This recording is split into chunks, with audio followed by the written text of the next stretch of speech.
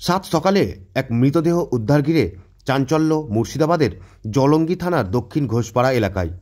রাতের অন্ধকারে বাড়ি থেকে 1 কিলোমিটার দূরে হান্নান শেখের মৃতদেহ রেখে পালিয়ে যায় কেউ বা কারা বলে অভিযোগ।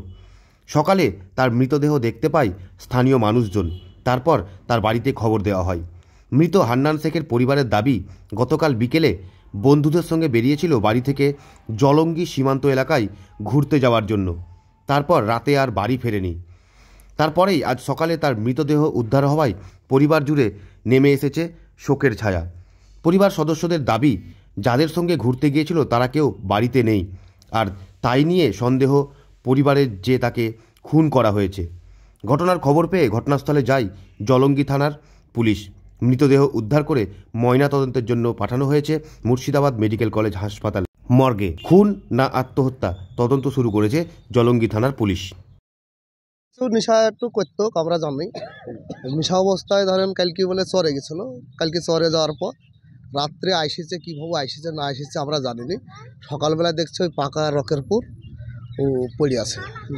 তো ওদের সাথে যারা ছিল কেউ কেউ খোঁজ লিছে না। তো একটা ছেলে ওখানে রোলার আছে, ওই রাস্তা তৈরি করছে, রোলারের উপর বসেছিল, মোবাইল দেখছিল। ওটা আলাউদ্দিন লাতি, আলাউদ্দিন মণ্ডলের লাতি। তো বললো তরিকুল আর গোলাপ নিয়ে আসছে মোটরসাইকেলে, দিয়ে রকটা ঝাড় দিল, ঝাড় দিয়ে ওকে শুয়ে দিল। সেখন করছিল, ওরা দুজন চলে গেল। তারপরে সেখন আমাদের তো যেহেতু ওরা দুজন তো ধরেন নাই বাড়িতে, দুজনই পালিয়ে গেছে।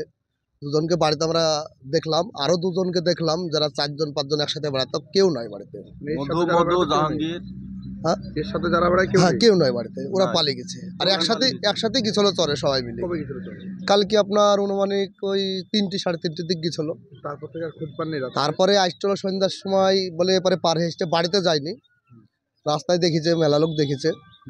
তারপরে রাত্রি 9টার পরে আর কেউ দেখতে পাইনি। রাতে খোঁজাখুঁজি করেননি না, খোঁজাখুঁজি বলে আসবে আসবে করতে করতে গোটা রাতটা পড়ে গেছে। মাঝে মধ্যে এরকম করে, মাঝে সাঝে এরকম হয়তো নেশা হয়তো করি, কোনো জায়গায় বসে থাকে, হয়তো রাত্রি 12টা 1টা। হ্যাঁ, নেশা করতো। নেশাতেই মৃত্যু হলো না কেউ মেরে ফেললো? না, এখন আমাদের যা খবর পাওয়া যাচ্ছে যেহেতু সাতকাল লোক পালিয়ে গেছে, তাহলে একটা অনুভব করা যাচ্ছে তো অন্য মেরে ফেলার একটা চিন্তা ভাবনায় তো লিখছি আমরা। মেরে ফেলেছে এটাই ভাবছি। এখন পোস্টমর্টমে কী হবে ওটা দেখা যাক।